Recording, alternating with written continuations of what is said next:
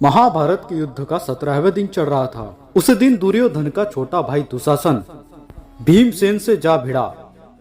फिर तो क्रोध में भरे हुए उन दोनों वीरों का बड़ा भयंकर युद्ध छिड़ गया। दोनों जान दांव पर लगाकर लड़ने लगे। इसी बीच में भीमसेन ने दुशासन की ध्वजा और उसके धनुष को बाणों से काट दिया। एक बाण से उसके ललाट में घाव किया और दूसरे से सारथी का मस्तक ही उड़ा दिया। यदि हमारे वीडियो आपको अच्छे लगते हैं तो वीडियो को लाइक करिए और भगवान की महिमा गाथा चैनल को सब्सक्राइब करें और बेल आइकॉन को अवश्य दबा दें। फिर दुशासन ने दूसरा धनुष उठाकर भीमसेन को बाणों से घायल कर लिया। इसके बाद दुशासन ने एक भयंकर बाण चलाया जो वज्र के समान असह्य था। उसने भीमसेन का शरीर छेद डाला। भीमसेन शिथिल हो गए और प्राणहीन की तरह बाहें फैलाकर रथ पर ही लुढ़क गए। थोड़ी ही देर में उनको होश आ गया और वह सिंह के समान दहाड़ने लगे। उस समय दुशासन ने ऐसा पराक्रम दिखाया जो दूसरों से होना कठिन था। उसने एक बाण से भीमसेन का धनुष काटकर 60 बाणों से सारथी को घायल कर दिया। भीमसेन ने एक शक्ति दुशासन पर चलाई परंतु उसने बाणों से उसे काट दिया। इसके बाद भीमसेन ने क्रोध में भरकर कहा, वीर दुशासन, आज तूने तो मुझे बहुत घायल किया, किंतु अब तू भी मेरी गदा का आघात सहन कर। ऐसा कहकर उन्होंने दुशासन का वध करने के लिए अपनी भयंकर गदा हाथ में ली और उसे दुशासन के ऊपर फेंक दिया। वह गदा उसके मस्तक में जा लगी। गदा के आघात से दुशासन का रथ 10 धनुष पीछे हट गया। उसके शरीर पर भी बहुत चोट पहुंची थी। कवच टूट गया, आभूषण हार बिखर गए, कपड़े फट गए और बहुत अत्यंत वेदना से व्याकुल होकर वह छटपटाने लगा। कांपता हुआ जमीन पर गिर पड़ा। उसके घोड़े भी मारे गए, रथ की भी धज्जियां उड़ गई। भीमसेन को पिछली बात याद आने लगी। देवी द्रौपदी रजस्वला थी, उसने कोई अपराध भी नहीं किया था, तो भी उसके केस खींचे गए और भरी सभा में वस्त्र उतारा गया। और भी बहुत सारे दुखों को स्मरण करके भीम क्रोध से जल उठे।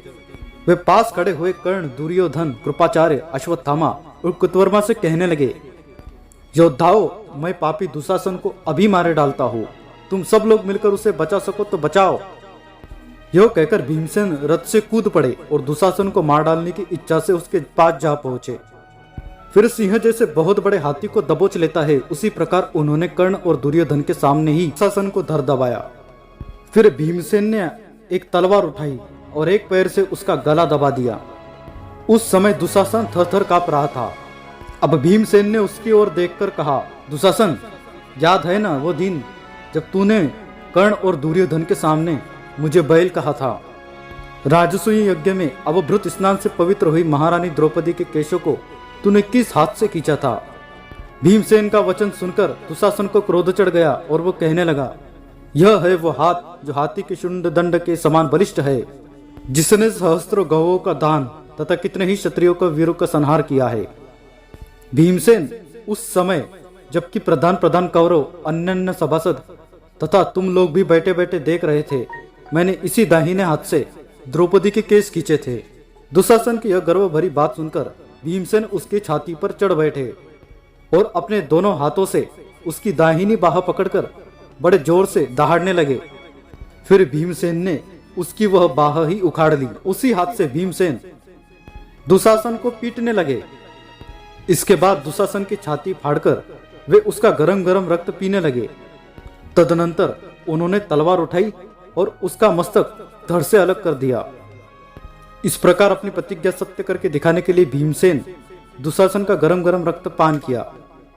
भीमसेन का यह कर्म देखकर सब डर के भागने लगे। इस प्रकार भीमसेन ने दुशासन का वध किया था। वीडियो अच्छा लगे तो सभी सनातनियों को शेयर कर दीजिए, चैनल को फॉलो करें, जिससे आप हमसे जुड़ जाएंगे और हमारे नए नए वीडियो आपको प्राप्त होते रहेंगे। कमेंट में जय श्री कृष्ण, हर हर महादेव अवश्य लिख दीजिए।